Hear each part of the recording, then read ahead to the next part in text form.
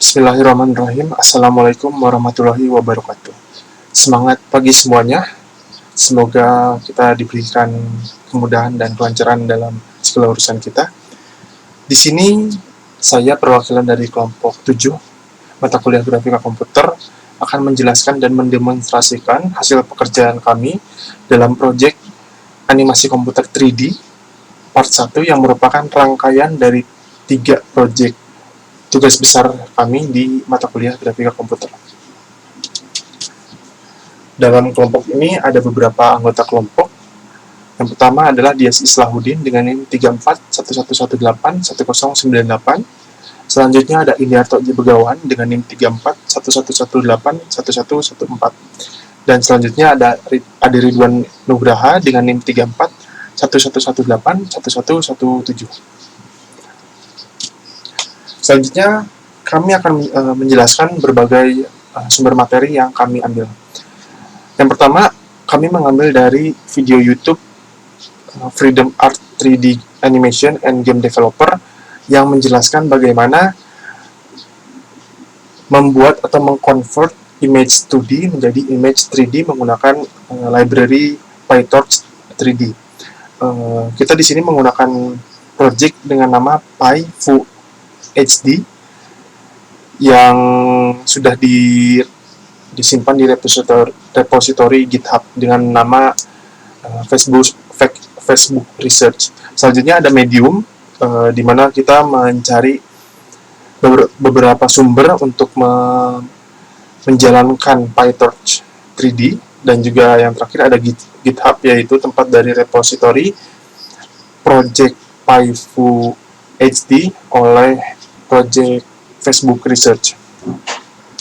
Sekarang kita akan melanjutkan penjelasannya dalam Google Colabs, di mana kita atau kami menggunakan project dari Shunsuke Saito yang disimpan di GitHub dengan nama projectnya adalah PyFuHD.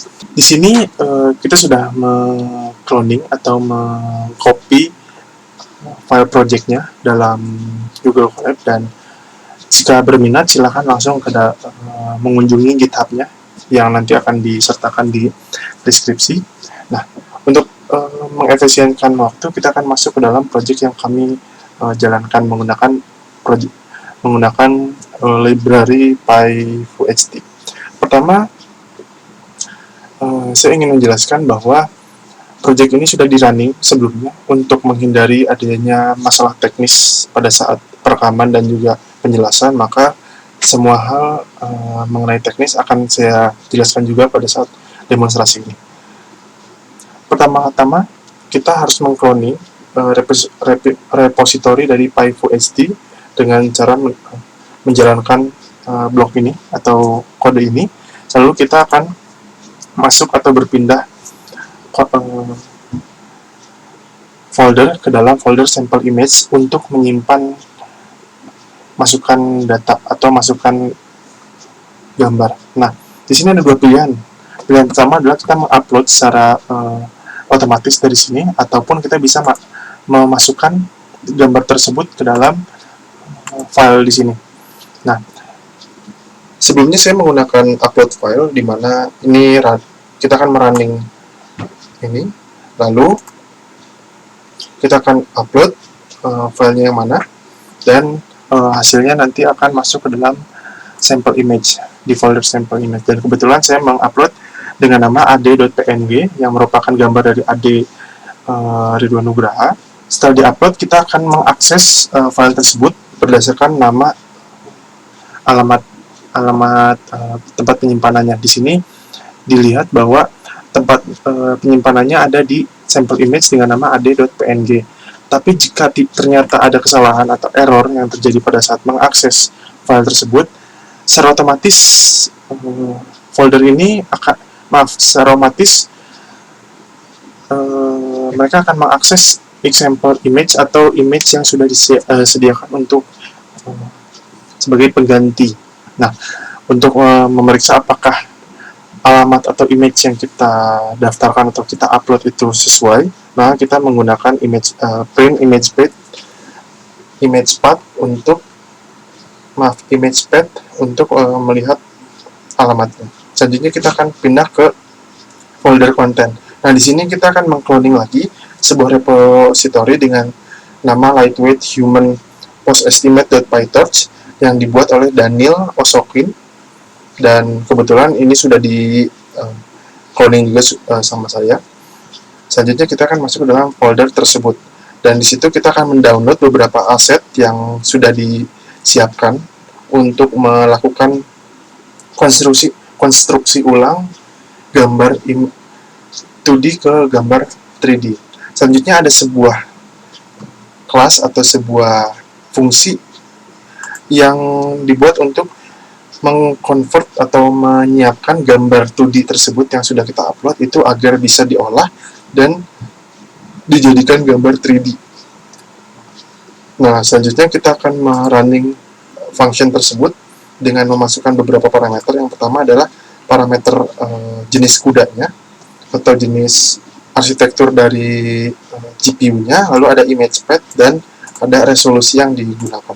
Nah, selanjutnya kita akan balik lagi ke folder PyFuHD, dan di sini kita akan mendownload modelnya yang sudah di training. Di sini bisa kita lihat bahwa besaran modelnya adalah 1,4 GB, dan itu harus di-download secara berulang untuk melakukan melakukan pemodelan terhadap image yang kita masukkan.